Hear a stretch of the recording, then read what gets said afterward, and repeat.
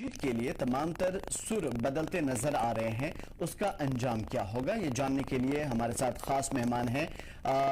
Engineer Muzaffar डार साहब हमारे साथ मौजूद हैं, कांग्रेस के लीडर हैं, और राजेंद्र गुप्ता बीजेपी के स्पोक्स पर्सन हमारे साथ शामिल हैं। आप दोनों हजरात का अपने कीमती वक्त के साथ बहुत बहुत इस्तकबाल है। मुजफ्फर साहब, आपकी तरफ आने की कोशिश करूंगा। जिस तरीके से हम देख पा रहे हैं चीजें बदलती नजर आ रही है, कांग्रेस की बहुत सारी बातें भले ही मंजर आम पे नहीं आए, लोगों की नजर में नहीं आए, लेकिन अंदरूनी तौर पे चीजें जू की तू पड़ी हुई है। कांग्रेस ने अभी तक अपनी लिस्ट जारी नहीं की है, खासतौर पे जम्मू की बात की जाए तो। आप सबका मैं शुक्रिया अदा करना चाहूंगा। विश्वासियों को उनको अस्सलाम वालेकुम। सर, आप कह रहे हैं कि सब खामोशी से हो रहा है, कुछ चीजें ऐसे हो रहा है, लेकिन ये तो एक तरीकेकार होता है। हर पार्टी का अपना जो होता है तरीकेकार होता है। तो हमारा लिस्ट अभी कुछ दिनों में वो भी जारी होगा, वो भी शाया होगा और वो भी आपके सामने आएगा। और बाकी सब कुछ ठीक ठाक चल रहा है। हम मेहनत कर रहे हैं। जहाँ पे हमें यहाँ कोलिशन नेशनल कॉन्फ्रेंस के साथ है, हमें जहाँ पे हमें कोलिशन में सीटें मिली है, हम वहाँ पे भी मेहनत कर रहे हैं। तो हम पूरी तरीके से कोशिश कर रहे हैं कि ज्यादा से ज्यादा सीटें हम जीत पाए और सरकार हमारी बने। बिल्कुल, आपने कहा कि तरीक़ाकार होता है, बिल्कुल तरीक़ाकार होता है, पार्टी अपने रास्ते पे चलती है और चलना भी चाहिए। लेकिन सवाल यह है कि जिस तरीके की चीजें हम देख पा रहे हैं ग्राउंड पे, क्या वाकई कांग्रेस के अंदर भी उसी तरीके की नाराजगी है? कहीं ना कहीं उम्मीदवारों की लिस्ट जारी इसी वजह से नहीं हो रहे हैं कि ऐन मौके पे जारी करेंगे तो ना ही उसका तोड़ दूसरी पार्टी निकाल पाएगी और ना ही जो नाराज उम्मीदवार हैं वो अपने बगावत के सुर उभार पाएंगे। क्या ऐसा कुछ है? देखिए, मैं जहां तक मेरा पार्टी को एक तरफा छोड़ के जी, मैं हर पार्टी से मतलब ये तो हर एक के लिए मतलब अप्लाई होता है कि जो कैंडिडेट हो उसका एक्चुअली पहले ही होना चाहिए शाया कौन कहां पे है, ताकि वो उसी हिसाब से मेहनत करे, उसी हिसाब से काम करे। और ये देखिए, तो पार्टियों का तरीकेकार क्या है, तो मतलब इसमें ये हर एक पार्टी का ऐसा ही होता है। आप बीजेपी का भी देखिए कैसे मतलब लास्ट में लिस्ट आ जाता है। तो मतलब किसी हद तक ऐसा भी होता है कि मतलब नाराज भी होते हैं बहुत सारे। क्योंकि देखिए, अगर मैं अभी किसी एक कॉन्स्टिट्यूंसी की बात करूं, वहां 10 लोग पैनल में होते हैं, ये मुमकिन नहीं है ना कि 10 के 10 को मैंडेट मिले एक पार्टी से। तो इसीलिए जिस एक को मैंडेट मिले तो 9 को तो थोड़ा सा मतलब कॉन्फिडेंस में लाना होता है, तो उसमें थोड़ा वक्त लग जाता है। तो यही कारण है, कभी डिले भी हो जाता है। ठीक है राजेंद्र गुप्ता साहब, जिस तरीके से हमने बीजेपी में देखा था शुरुआती दौर में बगावती सुर उभरे लेकिन कंट्रोल कर लिया गया, लेकिन अब हम देख पा रहे हैं कि लगातार कहीं ना कहीं नाराजगी है और यही वजह है कि आरएस पठानिया वाला मामला जो आपने देखा वो भी अब कहीं ना कहीं नाराजगी का इजहार करते हुए नजर आ रहे हैं। सबसे पहले आपको और केसर टीवी के सारे व्यूज को मेरा नमस्कार, आदाब। भाई साहब, बात ऐसे है कि जो इलेक्शन है जम्मू कश्मीर असेंबली के, वो पूरे जोरों शोरों से जो है वो शुरू हो चुके हैं। फर्स्ट पीडीपी की तरफ से हो, एआईपी की तरफ से हो, जिसकी भी तरफ से हो, क्या वाकई इसके अंदर कुछ सच्चाई भी है? देखिए, पार्टियों का ये है कि वो तो इल्जाम तराशी करते रहते हैं, और बीजेपी का तो ये जब से वो आए हैं उनका तो ऐसा ही रहा है, हम चलाएंगे नहीं, हम ग्राउंड पे प्रैक्टिकल दिखाएंगे और ये भी आपको दिखाएंगे कि सरकार यहाँ हमारी जो कोलिशन सरकार बनेगी वो नेशनल और कांग्रेस की सरकार होगी। आप ये लिख के लीजिए, हम चलाएंगे नहीं, हम ग्राउंड लेवल पे आपको दिखाएंगे, क्योंकि हम ही वो लोग हैं जो लोगों से जुड़े हुए हैं हर कॉर्नर पे। तो अभी जो आप कह रहे हैं कि मतलब पार्टियों में इधर उधर है, ठग बंधन, ये तो कुछ भी मतलब नाम देते हैं कभी भी इनका। तो मैं इनसे सिर्फ एक सवाल पूछना चाहूंगा कि इन्होंने एक वादा दिया था उस टाइम, जो इन्होंने बोला था स्टेटहुड हम वापस करेंगे, हम बहाल करेंगे स्टेटहुड। आज तक तो 10 साल बीत गए, 10 सालों में स्टेटहुड नहीं दे पाए। मुझे आप बताइए, जो मैं यहाँ बात करना चाहूंगा इनसे, इलेक्शन तो आते जाते रहेंगे, हार जीत तो आती जाती रहेगी। मुझे ये बताइए, जो हमारे नौजवान बेचारे हैं, जो बेरोजगार बैठे हैं, बिजली का बिल आप देखिए, जिस बेचारे का इनकम कुछ नहीं है उसका 3,000 आ रहा है, मैं उस पे बात करना चाहूंगा। तो बाकी सीट वो तो हम आपको 4 तारीख 5 तारीख को दिखाएंगे, सरकार तो हमारी यहाँ होगी, आप देखिए वो तो हम प्रैक्टिकल दिखाएंगे, उसमें ना हम चलाएंगे ना हम कुछ कहेंगे, और जो हम काम कर रहे हैं ग्राउंड लेवल पे आप वो भी देख रहे होंगे, बीजेपी कहाँ है और हम कहाँ है। ठीक है डॉक्टर साहब, लेकिन बीजेपी ने बिजली, पानी, गैस, रोजगार, 5 लाख रोजगार की बात कही। मैनिफेस्टो में बहुत खूबसूरत खूबसूरत बातें हैं, पूरी कितनी होगी मुझे नहीं मालूम, वो वक्त बताएगा। लेकिन मैं ये समझने की कोशिश करूंगा कि कांग्रेस ने अभी तक अपना मैनिफेस्टो भी जारी नहीं किया और बीजेपी ने एक कदम आगे बढ़कर के बहुत कुछ किया है, तो आपका मैनिफेस्टो कब जारी होगा? हमारा मैनिफेस्टो भी 1-2 दिनों में जारी होगा, लेकिन मुझे एक चीज आप बताइए, मैं वो 15 लाख की बात कर रहा हूं, 15 लाख कहां गए? फिर तो बोला ये कि जुमला था। देखिए हमने जहां पे हमारी सरकारें हैं स्टेटों में, आप वहां पता कीजिए, जो हमने मैनिफेस्टो में बोल दिया वो तो करके दिखाया प्रैक्टिकल।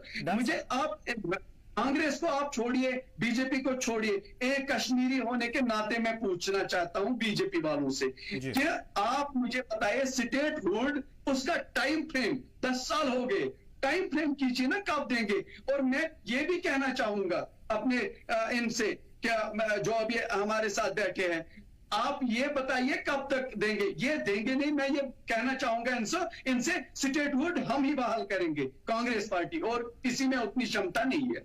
ठीक है, तो क्या वाकई गुप्ता जी जम्मू कश्मीर के लोगों को बीजेपी की जानिब से ठगा जा रहा है स्टेटहुड के नाम पे कि वक्त आने पे हम देंगे, और कांग्रेस कह रही कि वो लोग नहीं दे पाएंगे, कांग्रेस ही देगी? भाई साहब मैं कहूंगा कि भाई साहब कांग्रेस का काम है झूठ बोलना, वापिस छीनेंगे, इसलिए इनको क्लियर करना चाहिए। अब ये बेवकूफ ना बनाए कि नेशनल कॉन्फ्रेंस का मैनिफेस्टो कश्मीर में चलाएंगे, कांग्रेस एक और नया बुला के जम्मू में चलाएगी। ठीक है गुप्ता जी, आपके सारे सवाल मैं पूछ लेता हूं मुजफ्फर साहब से, और अपना कीमती वक्त देने के लिए बहुत बहुत शुक्रिया, हमारे साथ जुड़ने के लिए, इतने कम समय में आप हमारे साथ जुड़े, बहुत शुक्रिया आपका। डॉक्टर साहब आपकी तरफ आते हैं, सवाल बहुत सारे हैं, बीजेपी ने बहुत सारे इल्जामात लगाए, मैं चाहूंगा कि सवाल दोहराने से ज्यादा आप जवाब दें तो ज्यादा बेहतर। बिल्कुल, मुझे आप ये बताइए, पहले इनका तो यही काम है इधर उधर का भूलना और लोगों को ऐसी विवादों में फंसाना। आज तक तो बीजेपी ने तो ऐसा ही काम किया, ग्राउंड लेवल पे तो यहाँ कहीं पे है ही नहीं, इनका नामो निशान नहीं है। ये पहले ये जवाब दे, जब इन्होंने पहले इस बात का जवाब दे, जब इन्होंने पीडीपी के साथ सरकार बनाई तब जो उनका प्रोग्राम था, कॉमन मिनिमम प्रोग्राम, जो साइन हुआ है बीजेपी के द्वारा, मुझे ये पता है कि क्या हुआ, उसमें क्या लिखा था, तब इन्होंने वो पढ़ा है कभी? उसमें क्या क्या टर्म्स एंड कंडीशंस हुए थे, और ये बाद में मुकर गए। देखो ये हर एक बात से बाद में मुकरते हैं। तो कांग्रेस, इसीलिए मैंने कहा कांग्रेस प्रैक्टिकल है। कांग्रेस जो कहती है हिंदू, मुस्लिम, सिख, ईसाई हर एक को साथ लिए चली है आज तक, तभी जाके आज जो भी कुछ बेचा जा रहा है कंट्री में वो कांग्रेस का बनाया हुआ, वो कांग्रेस का सब कुछ दिया हुआ। तो आज बीजेपी उसी को खत्म कर रही है। मुझे आप लोगों से जुड़िए ना, आप ग्राउंड लेवल पे आइए ना, आप देखिए लोग जहर खाने पे मजबूर हो रहे हैं क्योंकि उनके पास आजकल फाइनेंशियल इतना मतलब प्रॉब्लम है कि कहने की बात नहीं है। आप देखिए महंगाई कहां पहुंची है, इन्होंने तो जमींदारों को मारा, तब वो इनको वो जो 3 कानून वो वापस लेने पड़े। आप मुझे बताएं, ये कानून बना के पहले 1000 किसानों को मारा, उसके बाद उसको वापस लिया। ये सारा लोगों को विवादों में फंसाना चाहते हैं बीजेपी। आपकी बात से मैं सहमत हूं। मैं आपसे क्रॉस ये पूछना चाहता हूं कि अगर आवाम को इतनी ही परेशानी है महंगाई से, बेरोजगारी से और तमाम तर दिक्कतें जो आपने गिनवाई, किसानों को इतनी प्रॉब्लम है, मैं ये पूछने की कोशिश करूंगा क्या बीजेपी अपने बलबूते पे जीत जा रही है? क्योंकि आवाम को ही वोट करना है, आवाम को ही जिताना है, तो फिर बीजेपी जीत तो रही है ना लगातार। आज भी मैं आपके साथ जुड़ा हुआ हूं और कल भी मैं इंशाल्लाह जब हम यहां सरकार बनाएंगे आपके साथ ये बोलूंगा कि ग्राउंड लेवल पे ये कहां थे और हम कहां पे है। लेकिन वो तो जीत का दावा कर रहे हैं, बीजेपी तो जीत का दावा कर रही, फुल मेजोरिटी से जीतने की बात कर रही हूं। कौन? बीजेपी नहीं, इनका तो इधर एड्रेस ही नहीं है। मैं कह रहा हूं श्रीनगर में, कश्मीर में इनका एड्रेस ही नहीं है। ये तो बदकिस्मती है, ये तो ऐसे ही हवा में ऐसे ही चलाते हैं। तो इसीलिए इनका काम ऐसा ही है, लोगों को उलझाना। जो असली मुद्दे हैं उनसे ये हटे जा रहे हैं। तो असली मुद्दों पे आइए ना, असली मुद्दे पे। क्योंकि देखिए, ये भी जहां के ये रहने वाले जम्मू के, वहां भी तो प्रॉब्लम है इतनी सारी है ना, वो दिखाई क्यों नहीं दे रही है? बेरोजगारी कितनी है उस पर बात करिए ना। आप बस सिर्फ विवादों में फंसाते हो लोगों को। इधर ये हुआ, उधर 370 हुआ। इन्होंने 370 के बाद बोला था कि यहाँ डेवलपमेंट, यहाँ तरक्की होगी, नौकरियां होगी, इतने लाख करोड़ों नौकरियां होगी। कहाँ है वो नौकरियां? इनसे कोई पूछता है? मीडिया को भी इन्होंने पता नहीं लगाम दे के रखी है। किसी ने पूछा इनसे? ये जवाब देना पहले तो सरकार में तो ये है आज, ये जवाब देना। इन्होंने लोगों को बर्बाद कर रखा है, यहाँ के कश्मीरियों को। तो मुझे बताइए, ये लोग जवाब दे। कांग्रेस से क्या जवाब मांगते हैं? कांग्रेस तो अभी अपोजिशन में बैठी है, इक्तिदार में ये है। मुझे ये बताए, यहाँ दिन को 100-200 लोग मेरे पास आ जाते हैं कि हम क्या करें, ये 3000 की बिल है, ये 4000 की बिल है, अब बिजली, अब वाटर पे भी मीटर लगने जा रहा है। तो आप मुझे बताएं ना, इन्होंने लोगों को दिया क्या? बस 370 का ढूंढूरा पीट रहे हैं। 300 ढूंढूरा पीटने से क्या होता है? मुझे ये बताएं। मुझे 370 को आप अभी छोड़िए, आप मुझे बताइए जो बेरोजगार बेचारे बैठे, उनकी बात करिए ना। उनकी तो आप बात करते नहीं है। आप महंगाई की बात करते नहीं है, किसानों की बात करते नहीं हो। किसानों में देखिए कितनी परेशानी है। केसीसी का लोन उनका बेचारा वो दे नहीं पा रहे हैं। उनकी बात करिए ना, लोगों की बात करिए ना। मत उलझाइए लोगों को, मत करिए ये बातें। आप सब लोग तो उलझाते हो, मत उलझाओ यार। वैसे कि इंसानियत काम करो ना, इंसान बन के काम करो ना यार। कम से कम यार, मरना है, हिंदू मुस्लिम सिख ईसाई हर एक को जाना है यहाँ से। अच्छा करके जाओ ना, अच्छा करो। चलो एक को नहीं आया, दूसरा तो करके दिखाइए ना। लेकिन सिर्फ बातों में उलझाते हैं लोगों को। लोग तो मुसीबत में फंसे हैं। लेकिन ठीक है, जितनी भी चीजें आपने कही है उसमें जाहिर सी बात है कि सिर्फ उसके लिए बीजेपी ही जिम्मेदार तो नहीं है। अगर जम्मू कश्मीर के चिराग तले देखा जाए तो चाहूंगा आपसे, बीजेपी ने बोला कि इन्होंने लूटा है, नेशनल कॉन्फ्रेंस वालों ने। मैं इनसे एक सवाल करना चाहूंगा। चलो ठीक है, मान लिया उन्होंने लूटा, तो जो फारूक अब्दुल्ला साहब पे जो केस लगा था वो बरी क्यों हुए उससे? ये मुझे बताइए ना। मैं इनसे पूछ रहा हूं, अगर कोई मुलवस है लाइए ना सामने, लोगों के सामने उसको आप दिखाइए ना कि ये लोग फंसे हैं। जब ये देखिए, ये उनको क्या करते हैं, अंडर प्रेशर करते हैं।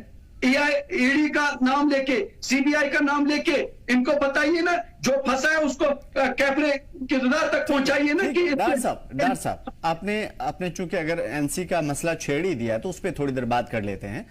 ऐसा माना जा रहा है कि बिल्कुल में कहा जाए, लेकिन बात सच करिए, बात टेबल की करिए। डॉक्टर साहब, फारूक अब्दुल्ला की आपने बात कही, लेकिन ऐसा माना जा रहा है और कहीं न कहीं जो सियासी पंडित हैं उनकी समझ जो है सियासत के हवाले से, उनका यह मानना है कि नेशनल कॉन्फ्रेंस के सदर फारूक अब्दुल्ला को इस वजह से बरी कर दिया गया, क्रिकेट वाला मामला मेरे ख्याल से आप गिना रहे थे, इस वजह से उनको बरी कर दिया गया, इस वजह से छोड़ दिया गया क्योंकि कहीं न कहीं अंदरूनी तौर पर नेशनल कॉन्फ्रेंस बीजेपी से हाथ मिलाए हुए। क्या लगता है कांग्रेस को कि अगर ऐसा हुआ तो कांग्रेस का फिर अस्तित्व कैसे बचेगा? वो तो हमसे बेहतर तो बीजेपी वाले जानते होंगे, क्योंकि हमें क्या पता है अंदर से क्या है। लेकिन ये बताइए ना, अगर ये डोंडोरा पीट रहे हैं कि नेशनल कॉन्फ्रेंस ने लूटा है, मान लो मैं भी मानता हूं, लेकिन आप बताइए ना, अगर आपने उनपे सीबीआई का रेड डालवाया है, एनआईए में फंसवाया है, तो आप लाइए ना। ठीक है, अब 10 साल बीत गए यार, उम्र तो अपनी होती ही नहीं है आजकल। आप मुझे बताइए ना, लोगों के सामने क्या आ गया? वहां 0 है। तो अगर इन्होंने उसको फंसाया, इसको फंसाया, तो लेकिन आप लाइए ना, जिसको ये फंसा रहे हैं उसका आप लाइए ना पूरा रिजल्ट। देखिए ये फंस गया है, सजा ये है इसकी। तो कहां है? तो कब देखना है हमें ये? देखिए, बातों में उलझाइए मत, बातों में लोगों को उलझाइए मत। लोगों को बहुत गांव लगे हुए हैं यहाँ। हमने 33 साल यहाँ हमारे बर्बाद हो गए हैं। 33 साल में हमने मिलिटेंसी देखी है, हमने बहुत कुछ देखा है। अब खुदारा माफ करिए यहाँ के आवाम को, अब कुछ दीजिए आवाम को, अब प्रैक्टिकल बनिए, अब आइए लोगों के काम करिए। लेकिन अब ये मत कहिए, लोगों को उलझाइए मत, प्लीज प्लीज। अब मेरी उम्र भी कहां पहुंच गई। अब देखिए, जो बच्चा कल अपना वो 40 साल का 50 साल का, अब क्या करेगा वो बेचारा? डार साहब, जो भी बातें आपने कही बिल्कुल सही कही। मैं आपसे ये जानने की कोशिश करूंगा कि आप दिल से कह रहा हूं। बिल्कुल बिल्कुल आप दिल से कह रहे हैं, मैं मानता हूं डार साहब। अगर इसे ठंडे दिमाग से सोचा जाए तो जम्मू कश्मीर के अंदर मिलिटेंसी के लिए क्या बीजेपी जिम्मेदार रही या सेंटर की बीजेपी गवर्नमेंट जिम्मेदार रही? मिलिटेंसी तो तब शुरू हुई जब एनसी, पीडीपी, कांग्रेस कहीं ना कहीं वहां पे हुकूमत में थी, और जब भी आप लोगों को मौका मिला कहीं ना कहीं मिलिटेंसी या फिर पत्थरबाजी या जितनी भी चीजें चल रही थी उसके खिलाफ कोई बड़ा कदम तो नहीं उठाया गया। देखिए ठीक है, आप बीजेपी ढूंढूरा पीट रही है ना कि ऐसे ऐसे, वो देखिए ना उसमें इंक्वायरी बिठाई है ना कैसे उठी है, तो ये बैठे हैं ना, ये तो दावा ही कर रहे हैं ना, तो ये आइए ना, ये तब कांग्रेस का ये है कि इतना कलीजा, कितने लोग मरे, कितने कांग्रेसी मरे, कितने नेशनल के मरे, जो जिन्होंने यहां उस टाइम अपनी छाती दी। तो आप बताइए ना, आप ये गिनवा रहे हैं तो इनको बोलिए ना, ईडी इनके हाथ में है, सब इनके हाथ में, बोलिए ना, लगाइए इंक्वायरी कहां पे क्या हुआ था, बताइए ना। और आप मुझे बताइए, चाय पाकिस्तान में ये पी रहे हैं, बिरयानियां ये खा रहे हैं, तो मुझे ये बताइए ये कौन कहां का इंसाफ है, क्या कह रहे हैं ये लोग? तो ठीक है, अगर बीजेपी से वाकई इतनी शिकायत है, मैं समझने की कोशिश करूंगा कि इस वक्त जो है कांग्रेस के लिए बड़े चैलेंजेस हैं वादी के अंदर। हम थोड़ी देर के लिए बीजेपी को साइड कर देते हैं क्योंकि इस वक्त 10 साल में, देखिए सच्ची बात करनी चाहिए, चैलेंजेस तो हर एक पार्टी के लिए होती है, चैलेंजेस तो है, इसमें तो कोई दोहराई नहीं है। कौन कहेगा कि चैलेंजेस नहीं है? चैलेंजेस तो जो फील्ड में आता है गिरते हैं। कांग्रेस सिर्फ बीजेपी का ही भूत क्यों दिखाना चाह रही है लोगों को? चैलेंजेस तो दूसरे हैं। कांग्रेस को चाहिए था बिल्कुल जो आपने मुद्दे उठाए सर आंखों पे, बिल्कुल सही है, लेकिन उन मुद्दों पे कांग्रेस बात क्यों नहीं करती? उस तरह के जो मैनिफेस्टो में होना चाहिए शामिल, वो सारी चीजें अभी हो नहीं रही है। माना यह जा रहा है कि नेशनल कॉन्फ्रेंस का मैनिफेस्टो चूंकि कांग्रेस के ख्यालात से नहीं मिलते हैं, इस वजह से कांग्रेस जल्दबाजी में मैनिफेस्टो जारी नहीं कर रही है। इन्होंने लोगों को भी, मतलब इन्होंने पहले ही जो कॉन्स्टिट्यूशन है वो रोक दिया, वो रोक के इन्होंने जो इनकी मर्जी में जो मन में आया वो कर दिया। तो इन्होंने उसी से हर एक लीडर को, मतलब सीबीआई रेड, कोई रेड, एनआईए रेड, वो उसे डिस्टर्ब कर दिया ताकि कोई हमसे ये ना पूछे। ये अच्छी तरीके से काम करिए ना, मैं देखता हूं। देखिए मैं यहां का बाशिंदा होने के नाते आपसे कह रहा हूं, आप पार्टीबाजी छोड़िए, मैं एक इंसान आपसे पूछ रहा हूं कि यहां मुसीबतें बहुत है। अब इन्होंने तो दावा किया था, तो कहां है? ग्राउंड लेवल पे है ही नहीं। आप एक दिन निकालिए, मैं आपसे पूछना चाहता हूं, आप आइए मेरे साथ ग्राउंड लेवल पे, आप बताइए कहां पे कौन सा काम हुआ है। ये नहीं होता। देखिए रोड्स तो बनते रहेंगे, बाकी चीजें होते रहेंगे, पानी तो देना है लोगों को, ये तो हर एक गवर्नमेंट का फर्ज होता है, उनको तो ये चीजें देनी है। मुझे आप बताइए बाकी कौन सी डेवलपमेंट, किस चीज को ये डेवलपमेंट कहते हैं? तो आपसे पूछ लेते हैं इंजीनियर साहब, एक पढ़े लिखे जम्मू कश्मीर के नौजवान होने के नाते मैं आपसे जानना चाहता हूं कि जम्मू कश्मीर को और क्या चाहिए? अमन कायम हुआ, क्या ये बेहतर नहीं है? देखिए जनाब, मैं हमेशा वकालत और आपके माध्यम से बताना चाहूंगा, प्राइम मिनिस्टर अपने से मैं पूछना चाहूंगा कि इतने सारे बच्चे आपको ये दिखाई नहीं दे रहे हैं कि मतलब इतने सारे बेचारे, आपको पता है, आप यहाँ जो मेंटल हॉस्पिटल है वहां आप देखिए कितने पेशेंट्स हैं, पढ़े लिखे जवान हैं, क्योंकि माँ बाप ने जमीन बेच के उनको बनाया था, डॉक्टर बनाया था, इंजीनियर बनाया था और कोई डिग्री करवा के, तो आज वो देखे जहनी मरीज, जब काम ही नहीं मिला, जब यहाँ तो एक ही सहारा है हमें, आप भी समझ रहे होंगे, यहाँ एक ही था, वो गवर्नमेंट जॉब थी, और यहाँ कोई प्राइवेट सेक्टर कोई इतना है ही नहीं। इन्होंने भी डंडूरा पीटा था कि 370 के बाद इंडस्ट्रियां यहाँ खुलेगी। आप मुझे बताइए 10 सालों में आप कितने साल ये लगाएंगे? 10 सालों में क्या हुआ उसका जवाब दीजिए। जवाब बीजेपी को देना है और देना पड़ेगा। 10 सालों में मेरे युवा के लिए उन्होंने क्या किया?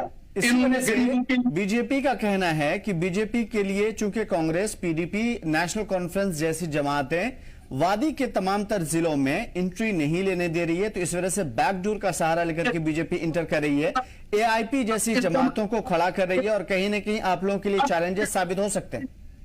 इसका मतलब जो बीजेपी कह रहे हैं कि एंट्री नहीं लेने दे, यही तो मैंने इससे पहले भी बात कही थी कि इनका एड्रेस नहीं है, क्योंकि इनका जो मंशूर है, जो इनका झूठा प्रोग्राम है, वो तो लोगों में उनको पता है, क्योंकि अगर ये एक ही काम करते, स्टेटहुड का जो पवित्र जगह, जो पार्लियामेंट में इन्होंने बोला था कि हम यहां स्टेटहुड देंगे, मुझे आप बताइए स्टेटहुड देके ये देख लेते, लेकिन नहीं दिया आज तक। और लोगों में ये भी है कि बीजेपी बहुत ज्यादा झूठ बोलती है।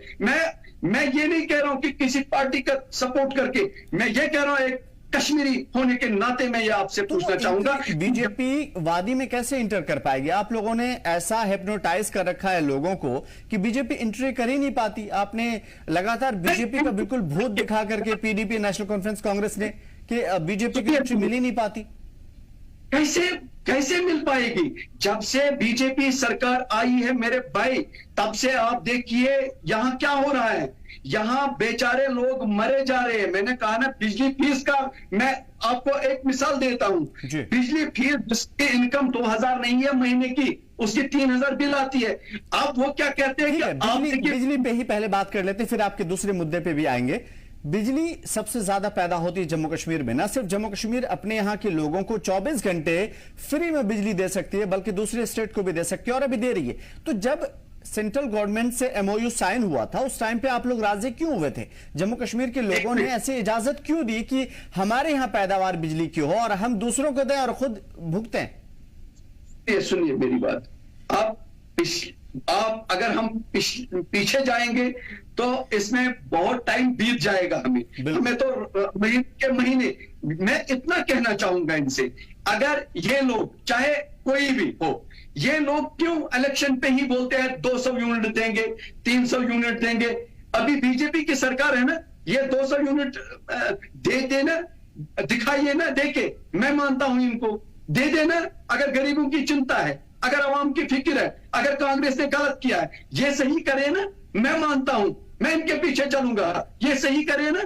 लेकिन ये खुद सही करने के लिए तैयार नहीं है। जो भी टंडूरा नेहरू जी पे ठोकता है, जो भी कुछ हुआ है नेहरू ने किया, गांधी ने किया, उसने किया, ऐसा मत बोलिए। हम आज प्रैक्टिकल चाहते हैं, अभी का चाहते हैं। मेरे लोग किस मुसीबत में है वो चाहते हैं हम, उनको मुसीबत से निकालो, उनको दलदल से निकालो। हमारे सेब आज तक ऐसे सड़े नहीं है जैसे बीजेपी ने जानबूझकर रास्ता बंद करके हमारे जो मेवा सनत 50% या मेवा सनत है और उसको बर्बाद कर दिया। मेवा सनत की जिम्मेदारी तमाम बीजेपी पे आती है मेरे भाई, तमाम तर जिम्मेदारी। और ये यहाँ के लोग भी, आप एक बार सर्वे करिए ना, आप आइए ना बाहर स्टेडियो से, एक बार आप सर्वे करिए ना, लोगों से पूछिए ना, लोगों का हाल पूछिए ना, ये लोग बाहर आइए ना, ये लोगों के पास जाइए ना, ये जाते नहीं है। तो इसीलिए देखिए ये लोगों को विवादों में कह रही है डार साहब, इसीलिए तो बीजेपी कह रही है कि उनको 10 साल चाहिए, 10 साल में नंबर 1 स्टेट बना देंगे जम्मू कश्मीर को। बीजेपी का कहना है ये नंबर 1 नहीं। आपने आज तक सुना है कहीं कि किसी स्टेट को डिग्रेड किया गया है, उसको यूटी बनाया गया है? ये हिंदुस्तान की हिस्ट्री में, मेरे ख्याल से वर्ल्ड की हिस्ट्री में पहली बार ऐसा होगा कि एक अच्छी खासी स्टेट को डिग्रेड किया गया, उसको यूटी में तब्दील किया गया। आज तक जब भी कांग्रेस ने किसी को बनाया है, यूटी से उठ के स्टेट बना दिया है, लेकिन ऐसा कभी आज तक नहीं किया है। अगर कोई तहसील वो जिला बन जाता है, डिस्ट्रिक्ट बन जाता है, लेकिन ये बदकिस्मती रही है। या तो ये लोगों को बेवकूफ समझते हैं, या तो मुझे पता नहीं, मैं मतलब अब माफी चाहता हूं कि या तो ये खुद बेवकूफ है, ये दोनों में से तो कुछ है। तो बात करिए ना ग्राउंड लेवल पे। ठीक है, थोड़ी देर के लिए बीजेपी को साइड कर देते हैं। डॉक्टर साहब कुछ बातें और भी मैं आपसे जानने की कोशिश करूंगा। महबूबा मुफ्ती के ऊपर आते हैं। उन्होंने कहा कि ये इत्तेहाद यानी कि एनसी और कांग्रेस का इत्तेहाद नहीं चल पाएगा क्योंकि इनकी बुनियाद मजबूत नहीं है। देखिए सुनिए मेरी बात, इत्तेहाद कहां तक चलेगा वो वक्त फैसला करेगा। पहले ही कुछ कहना, उस पर टिप्पणी करना वो सही नहीं होगा। ये कहां तक चलेगा? और जहां तक मेरा मानना है, ये जो है सरकार हम बनाएंगे और सरकार हमारी बराबर, यहां अब ड्यूटी है, अभी 5 साल तक हमारी सरकार चलेगी। बिल्कुल, तो जाहिर है कि मुजफ्फर डार साहब से और भी बारीकी से सवाल पूछेंगे और सीधा सीधा बेबाकाना अंदाज में वो हर बात का जवाब भी दे रहे हैं। उनसे और भी सवाल है, लेकिन उससे पहले कुछ खास बातें जो हम जान लेते हैं आज के हवाले से। सीपीआईएम के सीनियर लीडर और कुलगाम से पार्टी के उम्मीदवार यूसुफ तारिगामी को इस दफा सख्त मुकाबले का सामना है।